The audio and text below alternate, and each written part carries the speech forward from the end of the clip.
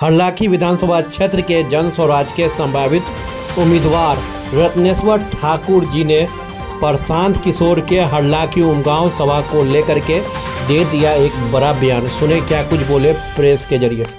आज हरलाखी विधानसभा क्षेत्र के उमगांव में प्रशांत किशोर जी का सभा था, क्या कुछ कहेंगे इसको लेकर आप?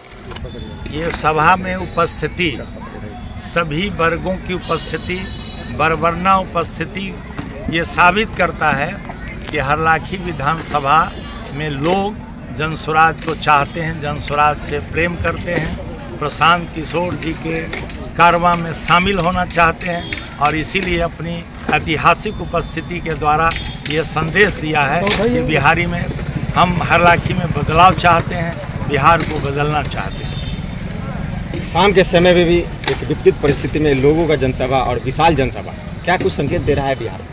ये संकेत दे रहा है कि जनस्वराज आ रहा है। चूँकि बड़े भाई छोटे भाई कांग्रेस की सरकार बिहार के लोगों ने देखा है, उसके कुशासन को देखा है, अभी भी वह उनके कुशासन को देख रहा है। कोई सुरक्षित नहीं है, यहाँ रोजगार नहीं है, यहाँ शिक्षा नहीं है, यहाँ पलायन है, यहाँ रौदी है, यहाँ बाढ़ है, यहाँ किसी तरह की संभावनाएं नहीं है। इसीलिए लोग अब उब चुके हैं और उब चुके हैं, खेती से विमुख हो चुके हैं किसान।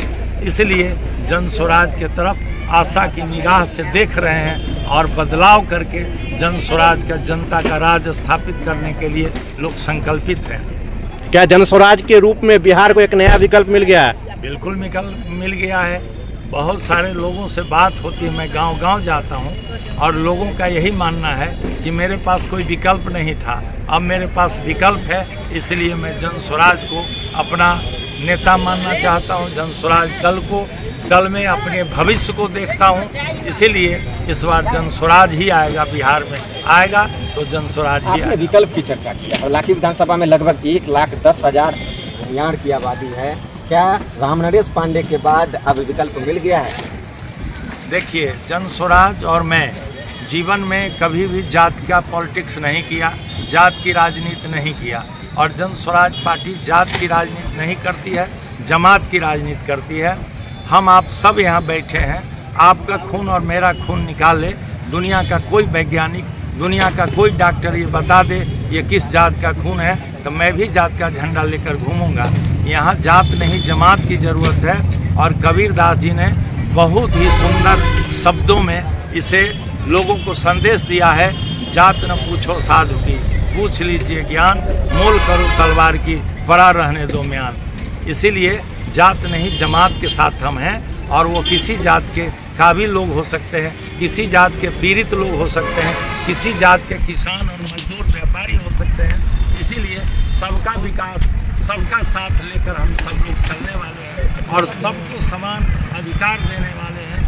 आबादी के मुताबिक सभी जातियों को, उसमें काबिल लोगों को जनस्वराज अधिकार देगी, विभिन्न पदों पर जवाबदेही देगी। ये संकल्प जनस्वराज का। क्या रत्नेश्वर जी हरलाखी विधानसभा का भविष्य बदलने जा रहे हैं?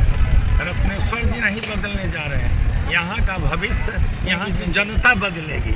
रत्नेश्वर जी भी इस कारवां में शामिल होंगे। अगर रत्नेश्वर जी को मौका मिला तो क्या होगा? मौका मिला तो इस जनता का स्नेह मेरे प्रति है, क्योंकि मैं जब भी जनता ने मुझे खोजी है या जनता के तकलीफ और दुख को मैंने देखा है, उसकी आवाज़ बन के मैं खड़ा हुआ हूँ। और 42 साल का सार्वजनिक जीवन है, उस सार्वजनिक जीवन में मैं जनता का आवाज़ बनने की कोशिश किया हूँ।